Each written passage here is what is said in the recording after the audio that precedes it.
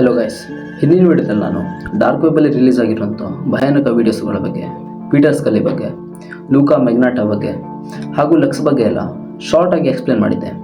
ಈ ವಿಡಿಯೋದಲ್ಲಿ ಅವ್ರ ಬಗ್ಗೆ ಎಲ್ಲ ಡೀಟೇಲ್ ಆಗಿ ತಿಳ್ಕೊಳ್ಳೋ ಪ್ರಯತ್ನ ಮಾಡೋಣ ಬನ್ನಿ. ಎಲ್ಲರ ಬಗ್ಗೆನೂ ಡೀಟೇಲ್ ಆಗಬೇಡ. ಪೀಟರ್ ಸ್ಕಲ್ಲಿ ಅಂತ ಹೇಳಿದ್ನಲ್ವಾ, ಅವನಿಗೆ ಶಿಕ್ಷೆ ಆಗುತ್ತೆ ಅಂತ ಹೇಳಿದ್ದೆ. ಬಟ್ ಅವ್ನು ಮಾಡಿರೋ ಕ್ರೈಮ್ಸ್ ಬಗ್ಗೆ ಎಲ್ಲ ಜಾಸ್ತಿ ಎಕ್ಸ್ಪ್ಲೇನ್ ಮಾಡಿಲ್ಲ ನಾನು.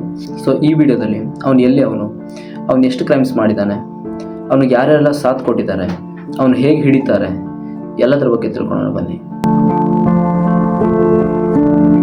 ಪೀಟರ್ ಸ್ಕಲ್ಲಿ ಮನುಷ್ಯ ಜಾತಿಯ ಮೇಲೆ ಒಂದು ಕಳಂಕ, ಅದರ ಹೊರತಾಗಿ ಕಲಿಯುಗದ ಒಂದು ಬೆಸ್ಟ್ ಎಕ್ಸಾಂಪಲ್ ಅಂತಲೇ ಹೇಳ್ಬೋದು. ಈ ವಿಡಿಯೋ ಹಿಂದಿನ ವಿಡಿಯೋಗಿಂತ ಜಾಸ್ತಿ ಡಿಸ್ಟರ್ಬಿಂಗ್ ಆಗಿರುತ್ತೆ. ಸೊ ಚಿಕ್ಕ ಮಕ್ಕಳು ಹಾಗೂ ಯಾರಾದರೂ ವೀಕ್ ಹಾರ್ಟ್ ಇರೋರಿದ್ರೆ ಈ ವಿಡಿಯೋನ ಇಲ್ಲ ಸ್ಕಿಪ್ ಮಾಡಿ. ನಾನು ಹಿಂದಿನ ವಿಡಿಯೋದಲ್ಲಿ ಹೇಳಿದಾಗೆ ಕ್ಯಾರ್ಮೆಲ್ ಹಾಗೂ ಲಿಸೆಲ್ ಇವರಿಬ್ಬರು ಸೇರಿಕೊಂಡು ಪೀಟರ್ ಸ್ಕಲ್ಲಿ ಕೆಲಸ ಎಲ್ಲ ನೋಡ್ಕೊಳ್ತಾ ಇದ್ರು. ಯಾವಾಗ ಮ್ಯಾಥ್ಯೂನ ಅಂದರೆ ಲಕ್ಸ್ನ ಪೊಲೀಸರು ಹಿಡಿತಾರೋ ಆವಾಗ ಅವನು ಕ್ರಿಯೇಟ್ ಮಾಡಿರೋ ಹರ್ಟ್ ಕೋರ್ ಬಗ್ಗೆ, ಪೀಟರ್ ಸ್ಕಲ್ಲಿ ಬಗ್ಗೆ, ಡೇಂಜರಸ್ ಡಿಸ್ಟ್ರಕ್ಷನ್ ಬಗ್ಗೆ ಎಲ್ಲದ್ರ ಬಗ್ಗೆನೂ ಗೊತ್ತಾಗುತ್ತೆ. ಮ್ಯಾಥ್ಯೂನ ಹಿಡಿದ ನಂತರ hurt the core website almost ಬಂದಾಗಿತ್ತು. ಬಟ್ ಆವಾಗ ಈ ಕ್ಯಾರ್ಮೆಲ್ ಹಾಗೂ ಲಿಸೆಲ್ ಅದಕ್ಕೊಂದು ಬ್ಯಾಕಪ್ ಪ್ಲ್ಯಾನ್ನ ರೆಡಿ ಮಾಡ್ತಾರೆ. ಅದರ ಹೆಸರೇ NLF ಅಂದರೆ ನೋ ಲಿಮಿಟ್ಸ್ ಫನ್ ಅಂತ. ಈ ವೆಬ್ಸೈಟಿಂದ ಪೀಟರ್ ಸ್ಕಲ್ಲಿ ಡಾರ್ಕ್ ವೀಡಿಯೋಸ್ನೆಲ್ಲ ಅಪ್ಲೋಡ್ ಮಾಡಿ ದುಡ್ಡು ಮಾಡ್ತಾ ಇದ್ದ. ನಿಮಗೆ ಡಾರ್ಕ್ ವೆಬ್ ಏನು ಅಂತ ಅರ್ಥ ಆಗಿಲ್ಲ ಅಂದರೆ ನಾನು ಮೊದಲೇ ಒಂದು ವೀಡಿಯೋ ಮಾಡಿದ್ದೀನಿ ಡಾರ್ಕ್ ವೆಬ್ ಬಗ್ಗೆ. ಸೊ ಅದನ್ನ ನೋಡಿ ನಿಮಗೆ ಈಸಿಯಾಗಿ ಅರ್ಥ ಆಗುತ್ತೆ. ಪೀಟರ್ ಸ್ಕಲ್ಲಿ ನಾನು ಮೊದಲೇ ಹೇಳಿದಾಗೆ ಅವನು ಆಸ್ಟ್ರೇಲಿಯಾದವನು. ಅವನು ಫಿಲಿಪೈನ್ಸ್ ಬರೋಕ್ಕೂ ಮುಂಚೆ ಕೂಡ ತುಂಬ ಸ್ಕ್ಯಾಮ್ಸ್ ಮಾಡಿದ್ದ. ಅದರಲ್ಲಿ ಒಂದು ಸ್ಕ್ಯಾಮು 2.5 ಬಿಲಿಯನ್ಸ್ ಪ್ರಾಪರ್ಟಿ ಸ್ಕ್ಯಾಮ್. ಯಾವಾಗ ಸ್ಕಲ್ಲಿಗೆ ತಾನು ಸಿಕ್ಕಾಕೊಳ್ತೀನಿ ಅಂತ ಗೊತ್ತಾಗುತ್ತೋ ಆವಾಗ ಅವನು ಅಲ್ಲಿಂದ ಎಸ್ಕೇಪ್ ಆಗ್ತಾನೆ. ಹಾಗೆ ಆಸ್ಟ್ರೇಲಿಯಾದಿಂದ ಓಡಿದವನು ಬಂದಿದ್ದು ಫಿಲಿಪೈನ್ಸ್ಗೆ. ಅಲ್ಲಿ ಅವನಿಗೆ ಕಾರ್ಮೆನ್ ಆ್ಯಂಡ್ ಲೆವರೇಜ್ ಅನ್ನೊಬ್ಳು ಸಿಗ್ತಾಳೆ. ಅವನು ಏನು ಹೇಳ್ತಾ ಇದ್ರು ಮಾಡ್ತಾ ಇದ್ಲು. ಏನು ಹೇಳಿದ್ರು ಕೂಡ ಅಂದರೆ ಅವಳನ್ನು ಅಷ್ಟು ಮೆಂಟಲಿ ಡಿಸ್ಟ್ರಾಯ್ ಮಾಡಿರ್ತಾನೆ ಪೀಟರ್ ಸ್ಕಲ್ಲಿ. ಹಾಗೆ ಅವಳಿಗೆ ನಾನು ಮೊದಲೇ ಹೇಳಿದಾಗೆ ಏಂಜಲ್ ಅಂತ ಕರೆಯೋಕ್ಕೆ ಸ್ಟಾರ್ಟ್ ಮಾಡ್ತಾನೆ. ಮುಂದೆ ಸ್ಕಲ್ಲಿಗೆ ಇನ್ನೊಬ್ಳು ಸಿಗ್ತಾಳೆ, ಅವಳ ಹೆಸರು ಲಿಸೆಲ್ ಅಂತ. ಅವಳಿಗೆ ಪೀಟರ್ ಸ್ಕಲ್ಲಿ ಲವ್ಲಿ ಅಂತ ಕರೆಯೋಕ್ಕೆ ಸ್ಟಾರ್ಟ್ ಮಾಡ್ತಾನೆ. ಇವರಿಬ್ಬರ ಹೆಸರನ್ನು ಕೂಡ ನೆನಪಲ್ಲಿ ಇಟ್ಕೊಳ್ಳಿ, ಯಾಕಂದರೆ ಇವರಿಬ್ಬರೇ ತುಂಬ ಇಂಪಾರ್ಟೆಂಟ್ ಈ ವಿಡಿಯೋದಲ್ಲಿ. ಈ ಏಂಜಲ್ ಹಾಗೂ ಲವ್ಲಿ ಹತ್ರ ಪೀಟರ್ ಸ್ಕಲ್ಲಿ ರೋಡ್ ಸೈಡಲ್ಲಿರೋ ಮಕ್ಕಳನ್ನ ಕರ್ಕೊಬರೋಕೆ ಹೇಳ್ತಾನೆ. ಯಾವ ಥರ ಅಂದರೆ ಅವ್ರನ್ನ ಕನ್ವಿನ್ಸ್ ಮಾಡಿ ಬೆಟರ್ ಫುಡ್ ಕೊಡ್ತೀವಿ, ಬೆಟರ್ ಕ್ವಾಲಿಟಿ ಎಜುಕೇಷನ್ ಕೊಡ್ತೀವಿ, ಬೆಟರ್ ಲೈಫ್ ಕೊಡ್ತೀವಿ, ಈ ಥರ ಎಲ್ಲ ಅವ್ರಿಗೆ ಹೇಳಿ ಅವ್ರ ಪೇರೆಂಟ್ಸಿಗೆ ಕನ್ವಿನ್ಸ್ ಮಾಡಿ ಕರ್ಕೊಬರೋಕೆ ಹೇಳ್ತಾನೆ. ಪೀಟರ್ ಸ್ಕಲ್ಲಿ ಹೇಳಿದಾಗೆ ಅವರು ರೋಡ್ ಸೈಡಲ್ಲಿರೋ ಮಕ್ಕಳನ್ನ ಕನ್ವಿನ್ಸ್ ಮಾಡಿ ಕರ್ಕೊಬರ್ತಾಯಿದ್ರು. ಬಟ್ ಕರ್ಕೊಂಬಂದಾದ್ಮೇಲೆ ಪೀಟರ್ ತನ್ನ ಕೆಲಸನ ಸ್ಟಾರ್ಟ್ ಮಾಡ್ತಾನೆ.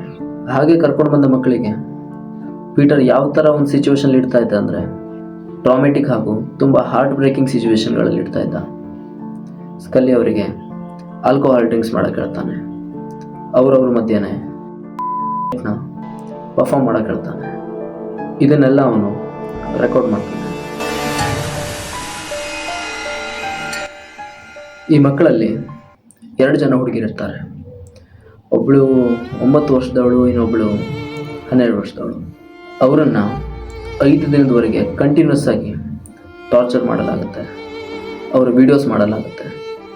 ಒಂದಿನ ರಾತ್ರಿ ಪೀಟರ್ ಸ್ಕಲ್ಲಿ ಅವರಿಗೆ ಆಲ್ಕೋಹಾಲ್ ಕುಡಿಸ್ತಾನೆ. ಬೆಳಿಗ್ಗೆ ಎದ್ದಾಗ ಅವ್ರಿಗೆ ಎಚ್ಚರ ಆಗುತ್ತೆ, ಬಟ್ ರೂಮಲ್ಲ. ಅವ್ರ ಹತ್ರ ಅವನ ಮನೆ ಹಿಂದೆ ಬ್ಯಾಕ್ ಯಾರ್ಡಲ್ಲಿ 2 ಗುಂಡಿ ತೆಗೆಯೋಕೆ ಹೇಳ್ತಾನೆ. ಅವರು ಇಡೀ ದಿನ ಗುಂಡಿ ತೆಗಿತಾ ಇರ್ತಾರೆ. ಅದನ್ನು ಕೂಡ ಇವನು ಫಿಲ್ಮ್ ಮಾಡ್ತಾನೆ. ಅವನು ಗುಂಡಿ ತೆಗಿಯೋಕೆ ಯಾಕೆ ಹೇಳ್ದ ಅಂತ ಎಲ್ಲೂ ಕೂಡ ಮೆನ್ಷನ್ ಇಲ್ಲ. ಮೋಸ್ಟ್ಲಿ ಅವರು ಓಡೋಗೋಕ್ಕೆ ಪ್ರಯತ್ನ ಪಟ್ಟಿರ್ಬೋದು, ಅದಕ್ಕೆ ಅವನು ಪನಿಷ್ಮೆಂಟ್ ರೀತಿಯಲ್ಲಿ ಗುಂಡಿ ತೆಗೀರಿ ಅಂತ ಹೇಳಿರ್ಬೋದು. ಬೆಳಿಗ್ಗೆ ಆ 2 ಜನ ಹುಡುಗಿರಿಗೆ ಹೆಸರಾಗುತ್ತೆ. ಬಟ್ ನೋಡಿದಾಗ ಅವರು ತಾವು ಯಾವ ಗುಂಡಿ ಅಗಿತಾ ಇದ್ರು 2 ದಿನದಲ್ಲಿ ಅದೇ ಗುಂಡಿಲಿರ್ತಾರೆ. ಅವ್ರನ್ನ ಮಣ್ಣು ಮಾಡಲಾಗಿರುತ್ತೆ. ಅಂದರೆ ಆಲ್ಮೋಸ್ಟ್ ಮಣ್ಣು ಮಾಡಿರ್ತಾನೆ ಪೀಟರ್ ಸ್ಕಲ್ಲಿ. ಯಾಕಂದರೆ ಅವರು ಸತ್ತೋಗಿದ್ದಾರೆ ಅಂತ ಅವನು ತಿಳ್ಕೊಂಡಿರ್ತಾನೆ. ಅಂದರೆ ಆ ಹುಡುಗಿರು ಇಷ್ಟು ದಿನ ತಮ್ಮದೇ ಗುಂಡಿನ ತಾವೇ ತೋಡ್ತಾಯಿದ್ರು. ಈ ಗುಂಡಿ ತೋಡಿಸೋದು, ಡ್ರಿಂಕ್ಸ್ ಮಾಡಿಸೋದು, ಅವ್ರು ಶವರಿಂಗ್ ಮಾಡೋದು ಎಲ್ಲನೂ ಕೂಡ ಪೀಟರ್ ಸ್ಕಲ್ಲಿ ವೀಡಿಯೋಸ್ ಮಾಡಿ ಡಾರ್ಕ್ ವೆಬ್ಬಲ್ಲಿ ಅಪ್ಲೋಡ್ ಮಾಡ್ತಾ ಇರ್ತಾನೆ.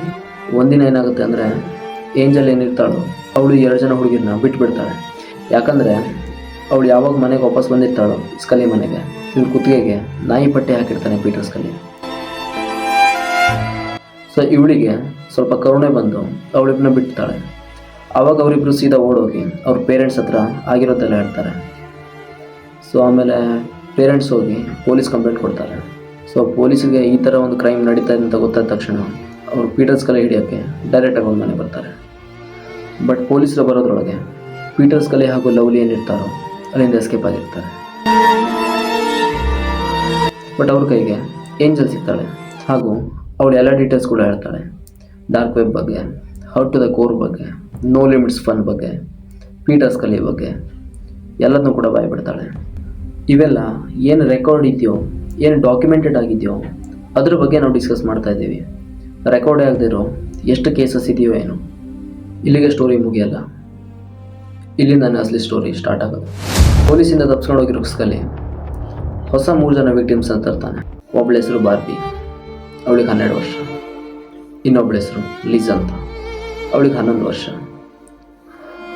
Next, sorry to say, 18 months old Daisy, ಅವಳಿಗೆ ಜಸ್ಟ್ 18 ತಿಂಗಳು. ಇವರೆಲ್ಲರನ್ನೂ ಇವ್ರ ಪೇರೆಂಟ್ಸ್ ಹತ್ರ ಬೆಟರ್ ಲೈಫ್ ಕೊಡ್ಸೋದಾಗಿ, ಫುಡು, ಹೆಲ್ತು, ಒಳ್ಳೆ ಎಜುಕೇಷನ್ ಕೊಡ್ಸೋದಾಗಿ ಈ ಥರ ಫೇಕ್ ಪ್ರಾಮಿಸ್ ಮಾಡಿ ಕರ್ಕೊಂಬಂದಿರ್ತಾನೆ. ಅವರು ಕೂಡ ಪಾಪ ಇವ್ನು ನಂಬ್ಕೊಂಡು ಕೊಟ್ಟು ಬಿಟ್ಟಿರ್ತಾರೆ ಮಕ್ಕಳಾದರೂ ಚೆನ್ನಾಗಿರಲಿ ಅಂತ. ಈ ಕಥೆಯಲ್ಲಿ ಬಾರ್ಬಿ ಅಂದರೆ 12 ವರ್ಷದವಳು ಏನಿರ್ತಾನಲ್ವ, ಅವಳಿಗೆ ಅವನು 11 ವರ್ಷದ ಲಿಸ್ಗೆ, 18 ತಿಂಗಳ ಡೇಸಿಗೆ ಟಾರ್ಚರ್ ಮಾಡು ಅಂತ ಹೇಳ್ತಾನೆ. ಇವೆಲ್ಲನೂ ಕೂಡ ರೆಕಾರ್ಡ್ ಮಾಡಿ NLF ಅಂದರೆ ನೋ ಲಿಮಿಟ್ಸ್ ಫನ್ ಇದರಲ್ಲಿ ಅಪ್ಲೋಡ್ ಮಾಡ್ತಾ ಇದ್ದ. ಈಗ ಎಷ್ಟು ಕೇಳಿದ್ರಲ್ವ, ಅದರಲ್ಲಿ ಫಸ್ಟ್ ಪಾರ್ಟ್ ಬರ್ತಾ ಇದೆ ಕೇಳಿ. ಇದರಲ್ಲಿ 18 ತಿಂಗಳ ಡೇಸಿ ಜೊತೆ ಅವನೇನು ಮಾಡ್ತಾನೋ ಅದು ಡಾರ್ಕ್ ವೆಬ್ನಲ್ಲಿ ಡೇಸಿಸ್ ಡಿಸ್ಟ್ರಕ್ಷನ್ ಈ ಹೆಸರಿನಿಂದ ಅಪ್ಲೋಡ್ ಆಯಿತು. ನಾನು ಮತ್ತೆ ಹೇಳ್ತಾ ಇದ್ದೀನಿ, watching this video this is destruction is illegal. ನೀವೇನಾದರೂ ಆ ವಿಡಿಯೋ ಸರ್ಚ್ ಮಾಡಿ ಅಥವಾ ಅದನ್ನು ನೋಡ್ತಾ ಸಿಗಾಕೊಂಡ್ರೆ ನಿಮ್ಮ ಜೊತೆ ಏನಾಗುತ್ತೆ ಅಂತ ನಿಮ್ಗೆ ಅಂದಾಜು ಸಹಿತ ಇರಲ್ಲ. ಯಾಕಂದರೆ ನೀವು ಅದನ್ನು ನೋಡಿದ್ಮೇಲೆ ನಾರ್ಮಲ್ ಮನುಷ್ಯ ಆಗಿರೋಕ್ಕೆ ಸಾಧ್ಯನೇ ಇಲ್ಲ. So please don't try to search it. ನಾನು ಈ ವಿಡಿಯೋ ಮಾಡೋದ್ರ ಮುಖಾಂತರ ಆ ಥರದ ಡಾರ್ಕ್ ಕಂಟೆಂಟ್ ಇರೋ ವೀಡಿಯೋಸ್ ಬಗ್ಗೆ ಪ್ರಮೋಟ್ ಮಾಡ್ತಾ ಇಲ್ಲ. ಈ ವಿಡಿಯೋನ ಜಸ್ಟ್ ಎಜುಕೇಷನಲ್ ಪರ್ಪಸ್ಗಾಗಿ ತೊಗೊಳ್ಳಿ. ಅಂದರೆ ಈ ಥರ ಜನ ಕೂಡ ಇರ್ತಾರೆ, ಸ್ಟ್ರೇಂಜರ್ಸ್ನ ಈಸಿಯಾಗಿ ನಂಬಾರ್ದು, ಈ ಥರ ಪರ್ಪಸ್ಗಾಗಿ ತೊಗೊಳ್ಳಿ ವಿಡಿಯೋನ. ಸೊ ಡೇಸಿಸ್ ಡಿಸ್ಟ್ರಕ್ಷನ್ ಈ ವಿಡಿಯೋನ ಮಾತ್ರ ನೋಡೋಕೆ ಹೋಗಬೇಡಿ. ಇನ್ ಕೇಸ್ ನೀವು ನೋಡಿದ್ರಿ ಅಂದರೆ ನೀವೊಂದು ಕ್ರೈಮ್ ಕಮಿಟ್ ಮಾಡ್ತಿದ್ದೀರಾ ಅಂತಲೇ ಅರ್ಥ. ನಿಮಗೆ ನಾನು ಮಾಡ್ತಿರೋ ವೀಡಿಯೋ ಇಂಟ್ರೆಸ್ಟಿಂಗ್ ಅಂತ ಅನಿಸ್ಬೋದು, ಬಟ್ ಆ ಥರ ವೀಡಿಯೋಸ್ ಎಲ್ಲ ನೀವು ಸರ್ಚ್ ಮಾಡಿ ನೋಡಿದ್ರೆ ನೀವು ಸೇಮ್ ಪರ್ಸನ್ ಆಗಿರೋಲ್ಲ ವೀಡಿಯೋ ನೋಡಿದ ನಂತರ. ನಾನು ನಿಮ್ಗೆ ಯಾಕೆ ಹೇಳ್ತಿದ್ದೀನಿ ಆ ವೀಡಿಯೋಸ್ ನೋಡಬೇಡಿ ಅಂತ, ಯಾಕಂದರೆ ನಾನು ಆ ವೀಡಿಯೋಸ್ನ ಡೀಟೇಲ್ಸ್ನ ಓದಿದ್ದೀನಿ. ನಿಮಗೆ ಡೀಟೇಲ್ಸ್ ಬೇಕಾ? ಈ ಫೋಟೋ ನೋಡಿ. ನಾನು ಇದನ್ನು ಎಕ್ಸ್ಪ್ಲೇನ್ ಮಾಡಲ್ಲ, ಈ ಫೋಟೋ ನೋಡಿ ನಿಮಗೆ ಅರ್ಥ ಆಯಿತು ಅಂತ ಅನ್ಕೋತೀನಿ. ಆ ವಿಡಿಯೋದಲ್ಲಿ ಡೇಸಿನ ಅಂತ ಇರೋದು ಪೀಟರ್ ಸ್ಕಲಿ ಅಲ್ಲ, ಅವನು ಕ್ಯಾಮ್ರಾಮ್ಯಾನ್, ಅವನು ಫಿಲ್ಮ್ ಮಾಡ್ತಾ. ಬಟ್ ಆ ವಿಡಿಯೋದಲ್ಲಿ ಡೇಸಿ ಅಂತ ಇರೋಳು ಲಿಸೆಲ್, ಅವಳು ಸ್ಕಲಿ ಇನ್ಸ್ಟ್ರಕ್ಷನ್ನ ಫಾಲೋ ಮಾಡ್ತಾ ಡೇಸಿನ ಮಾಡ್ತಾ ಇರ್ತಾಳೆ. ಸ್ಕಲಿ ಕೂಡ ಕ್ಯಾಮ್ರಾ ಮುಂದೆ ಬರ್ತಾನೆ. ಬಟ್ ಯಾವಾಗ ಅವನಿಗೆ ಅನಿಸುತ್ತೋ ತಾನು ಕೂಡ ಬೇಕು ಅನಿಸ್ತಾ, ಆವಾಗ ಮಾತ್ರ ಬರ್ತಾನೆ ಅವನು. ನಿಮಗೆ ಶಾಕ್ ಆಗ್ಬೋದು, ಈ ಒಂದು ವರ್ಸ್ಟ್ ವಿಡಿಯೋನ ಸಾವಿರಾರು ಜನ $1,000 to $10,000 ಕೊಟ್ಟು ನೋಡ್ತಾ ಇದ್ದಾರೆ. ಅಷ್ಟು ಸಿಕ್ ಮೈಂಡೆಡ್ ಪೀಪಲ್ಸ್ ಇದ್ದಾರೆ ನಮ್ಮ ಮಧ್ಯ.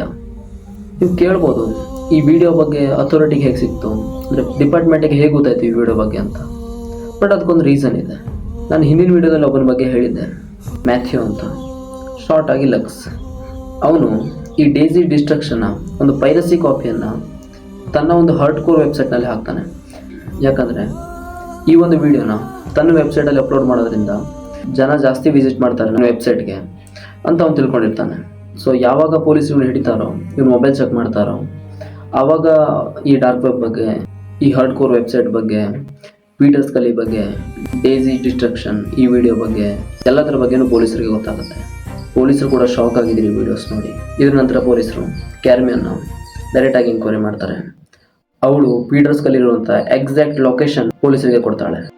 ಹಾಗೂ ಫೈನಲಿ ಪೊಲೀಸರು ಪೀಟರ್ ಸ್ಕಲಿ ಡಾರ್ಕ್ ವೆಬ್ ಮಾನ್ಸ್ಟರ್ನ ಹಿಡಿತಾರೆ. ಬಟ್ ಯಾವಾಗ ಅವನು ಹಿಡಿತಾರೋ ಆವಾಗಲೂ ಕೂಡ ಅವನ ಪ್ಯಾಂಟ್ಸ್ ಡೌನ್ ಇರುತ್ತೆ. He was such a sex ಎಡಿಟ್, ಅಬ್ಯೂಸರ್, ಏನು ಬೇಕಾದರೂ ಹೇಳ್ಬೋದು ನೀವು. But he was seriously disgusting. ಈಗ ಅವನು ಅರೆಸ್ಟ್ ಆಗಿರೋ ವಿಡಿಯೋ ತೋರಿಸ್ತೀನಿ ನೋಡಿ.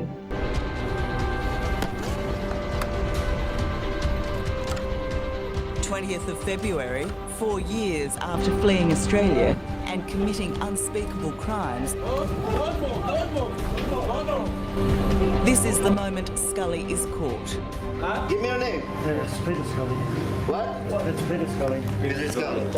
We have 6 warrants for your arrest. Wow. Okay? Already, investigators believe they have a watertight case against this father of 2. You put on your pants. But they also fear there are more victims to be found, alive or dead. ನಾನು ಮೊದಲೇ ಹೇಳಿದಾಗೆ ಈ ವಿಡಿಯೋನ main ಅಬ್ಯೂಸರ್ ಆಗಿದ್ದು ಲಿಸೆಲ್. But enough evidence ಸಿಗದೇ ಇರೋ ಕಾರಣ ಅವಳನ್ನ ರಿಲೀಸ್ ಮಾಡಲಾಗುತ್ತೆ.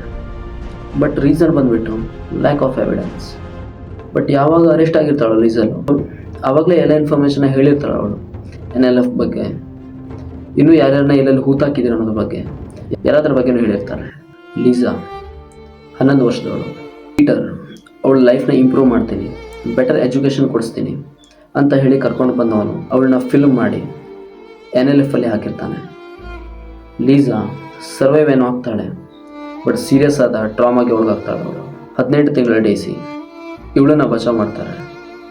ಬಟ್ ಡಾಕ್ಟರ್ಸ್ ಹೇಳೋ ಪ್ರಕಾರ ಅವಳ ಬಾಡಿ ಎಷ್ಟು ಡ್ಯಾಮೇಜ್ ಆಗಿರುತ್ತೆ ಅಂದರೆ ಅವಳು ಟ್ರಾಮಾದಿಂದ ಹೊರಗೆ ಬರೋಕ್ಕೆ ಸಾಧ್ಯನೇ ಇಲ್ಲ, ಫಿಸಿಕಲಿ ಹಾಗೂ ಮೆಂಟಲಿ ಆಗಿರ್ಬೋದು.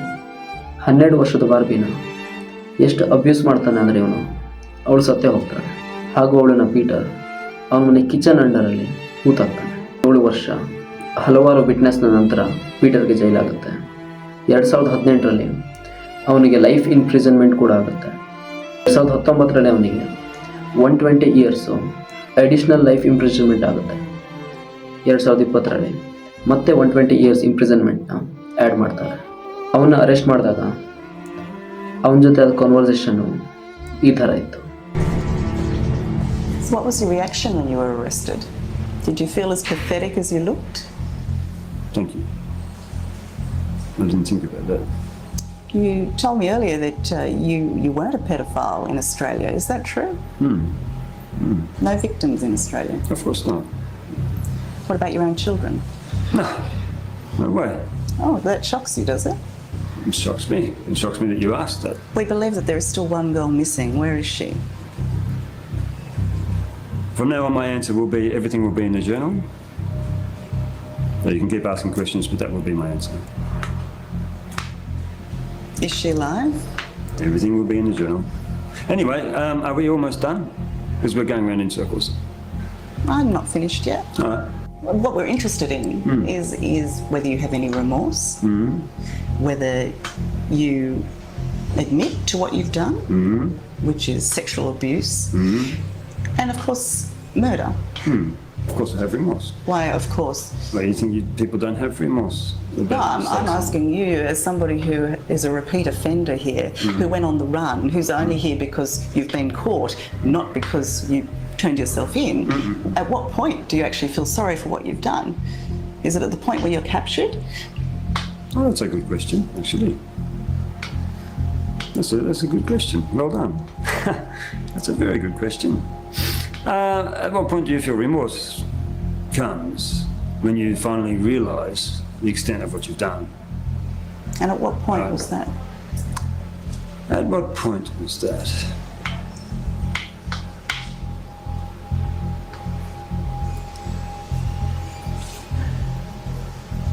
I can't answer that honestly yet. What is it about you, Peter, that hates children and women so much? I might address that in the journal. It just got crazier and crazier for you, and sicker, and you'd already committed murder. Where was it going to end? Like, what was the next level for you? There was no next level. And as a parent, how can you reconcile what you've done to children? Next question, please.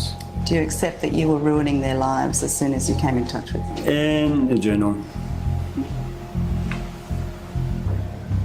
So you really have no sympathy for these people, for these kids? That is definitely in the journal. I think we are finished. I think we are. Okay. He can get up. Get up, please.